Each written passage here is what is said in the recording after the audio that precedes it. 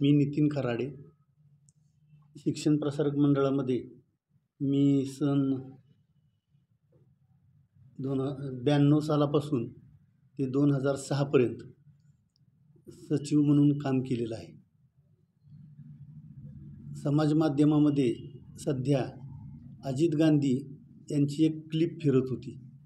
त्या क्लिपमध्ये असं त्यांनी म्हटलेलं आहे की जे.सी. मोहिते पाटलांनी माझी जमीन हडप केलेली आहे. त्याची वस्तुस्थिती सांगण्याकरता मी आज इथं आपणासमोर उपस्थित आहे. जी जमीन अस्तित्वातच नाही ती हडप केली असं अजित गांधी सांगत आहेत.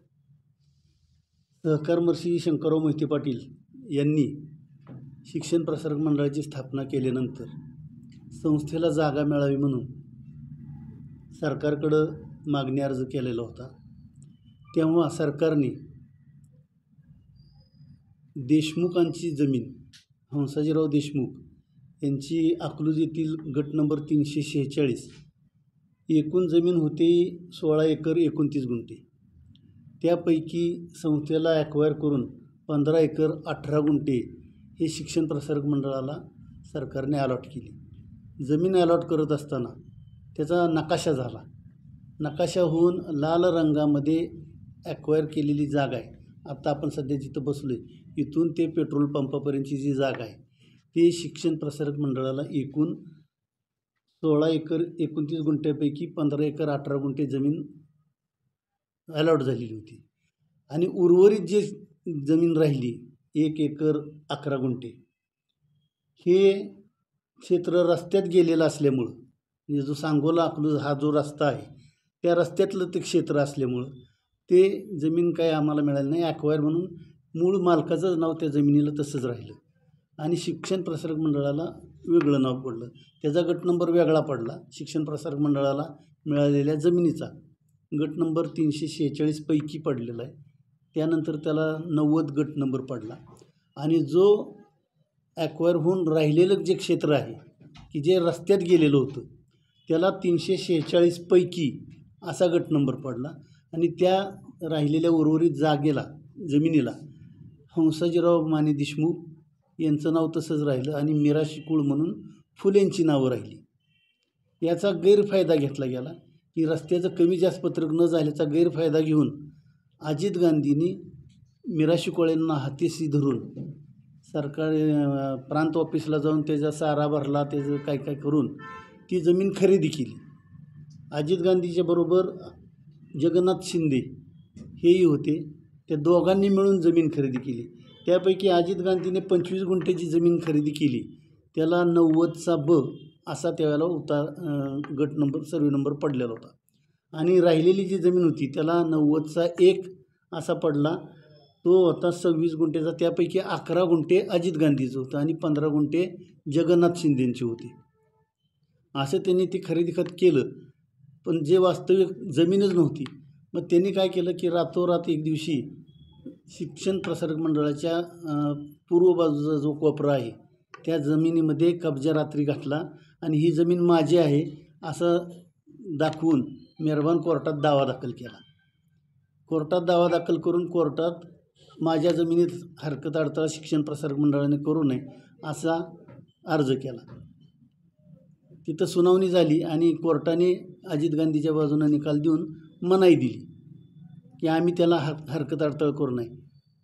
त्या आदेशाविरोधात मी अपील केलं पंढरपूरच्या कोर्टामध्ये आणि पंढरपूरच्या कोर्टामध्ये ज्यावेळेला कोर्टाच्या निदर्शनाला आलं की ही जमीन रस्त्यात गेलेली आहे, तिथं जमीनच अस्तित्वात नाही, त्यामुळं अजित गांधींचा दावा तिथं फेटाळून लावला आणि शिक्षण प्रसारक मंडळाच्या बाजूने निकाल दिला गेला.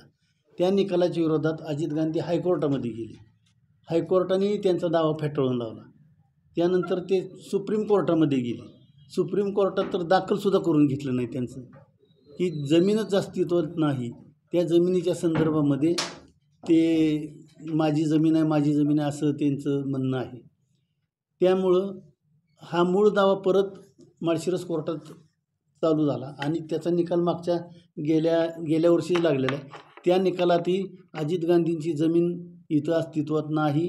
ही जमीन शिक्षण प्रसारक मंडळाची आहे राहिलेली जमीन आणि रस्त्याचं क्षेत्र जे आहे ते कमी जास्त पत्रक झालं नसल्यामुळं त्याचा फायदा घेऊन अजित गांधींनी हे खरेदी खत केलेलं होतं.